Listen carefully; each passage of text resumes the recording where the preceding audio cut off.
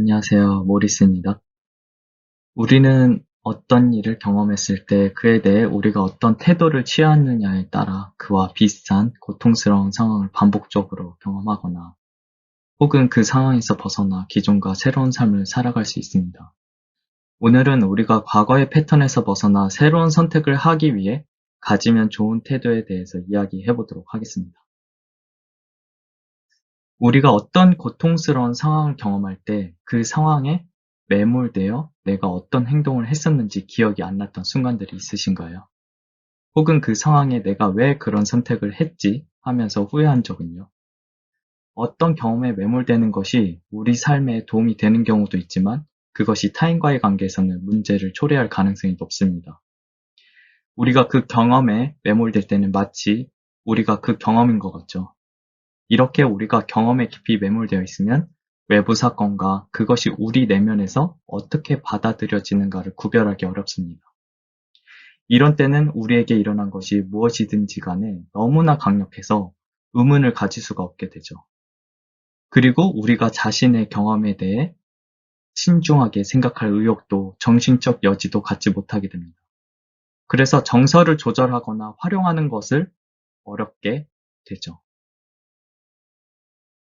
수많은 사람들은 자신의 경험에 매몰되고 그리고 이들 중 일부는 거의 항상 매몰된다고 합니다. 그 이유는 어떤 특정 경험에 대해 다양한 관점을 유지하지 못하기 때문입니다. 그 결과 자기 자신이나 다른 사람의 경험을 이해하는 데 엄청난 어려움을 겪습니다. 더구나 이런 태도에 제한된 삶을 살기 때문에 특히 고통스러운 경험에 의해 일어나는 느낌을 확인하고 조절하며 또 효과적으로 표현하기 어려워하죠.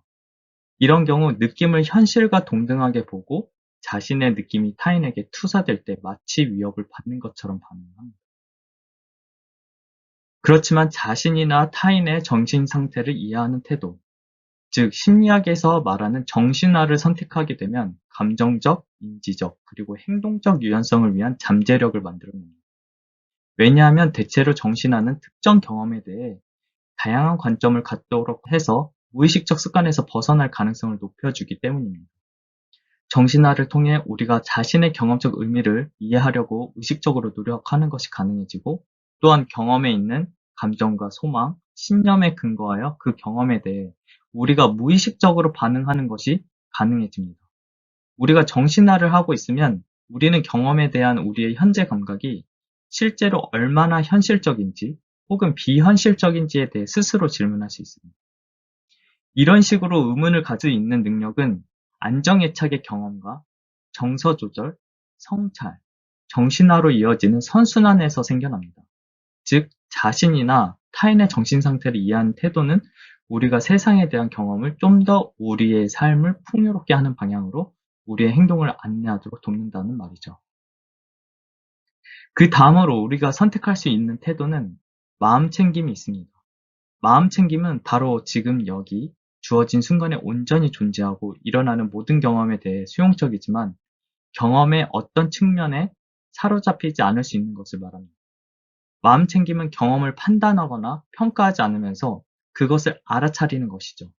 이러한 현존과 비판단적인 알아차림은 대개 명상을 통해 개발됩니다. 명상은 스트레스성 생리적 지표를 감소시킨다는 사실이 경험적으로 연구를 통해 밝혀져 왔습니다. 주의를 기울이기 시작하는 감각이 강화되면서 우리는 우리를 불안하게 하는 생각이나 느낌 혹은 신체 감각의 괴롭힘에 반사적으로 저항하거나 혹은 자동적으로 빠지게 하는 강력한 힘을 덜 느낄 수 있습니다. 그 대신에 우리는 그것들을 회피 혹은 그것들에 불안하지 않고 순전히 그것들과 함께 할 수 있을 수 있습니다.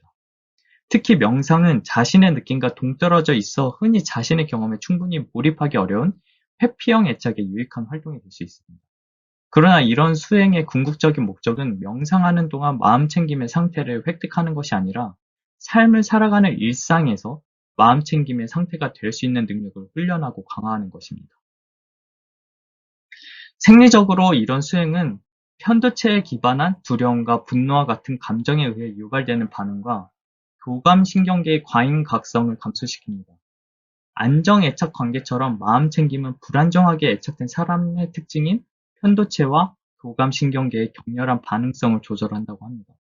심리적 수준에서 이런 수행은 생각하고 느끼는 습관화된 방식에 벗어나는 것을 도울 뿐 아니라 침착하게 자기 인식 및 자기 수용을 돕는다고 합니다.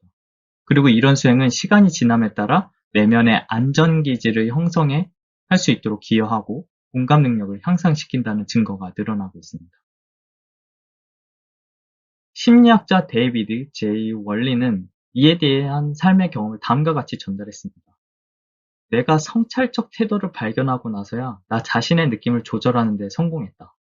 그리고 자녀가 느끼고 있던 것을 파악하고 반응하여 되돌려줄 수 있었다. 또한 내가 아이의 의도에 비추어 아이의 감정을 이해했을 때 나는 아이의 감정을 이해할 수 있었다. 마지막으로 내가 아이가 스스로 자제할 수 있게 도움 준 것은 아이의 감정 경험에 대한 정신화였다라고 말입니다. 심리학자 포나즈는 언어는 명백하게 정신화를 하는 데 있어 탁월한 표상의 수단이다라고 말했습니다. 그래서 치료적 대안은 감정을 조절하고 다양한 관점에서 바라볼 수 있는 능력을 강화할 수 있는 잠재력을 가지며 우리가 자녀의 다양한 감정과 마음 상태 그리고 경험의 수준에 접근하여 바라보고 그것들이 서로 연결되도록 도울 때 우리는 자녀의 정서 조절과 정신화 역량을 키울 수 있다고 말이죠. 성찰적 태도와 마음 챙김의 태도 사이에서 우리가 반드시 하나를 선택해야 하는 것은 아닙니다. 이 두 가지 태도는 우리 삶에 각기 다른 방식으로 도움을 주기 때문이죠. 성찰적 태도는 시간이 지남에 따라 우리가 우리 경험에서 특정한 패턴을 보도록 도우며 마음 챙김은 현재 순간의 경험에 우리가 깊이 머물도록 돕는 태도입니다. 이 두 가지 태도는 우리 삶이 훨씬 더 편해지고 풍요로워지는 경험을 제공할 것이죠. 그럼 오늘의 내용을 정리하겠습니다. 첫 번째는 우리는 어떤 일을 경험했을 때 그에 대한 우리의 태도에 따라 기존과 다른 새로운 삶의 패턴을 살 수 있습니다. 두 번째로는 우리가 고통스러운 경험에 매몰되면 그 경험을 반복적으로 다시 겪게 될 가능성이 높습니다. 세 번째로는 자신이나 타인의 정신 상태를 이해하는 태도, 즉 정신화를 선택하게 되면 감정적, 인지적, 그리고 행동적 유연성을 위한 잠재력을 만들어낼 수 있습니다. 네 번째로는 지금 여기 주어진 순간에 온전히 존재하는 마음챙김은 자기를 인식하고 수용하고 그리고 공감 능력을 향상하는 등의 여러 긍정적인 효과가 있습니다.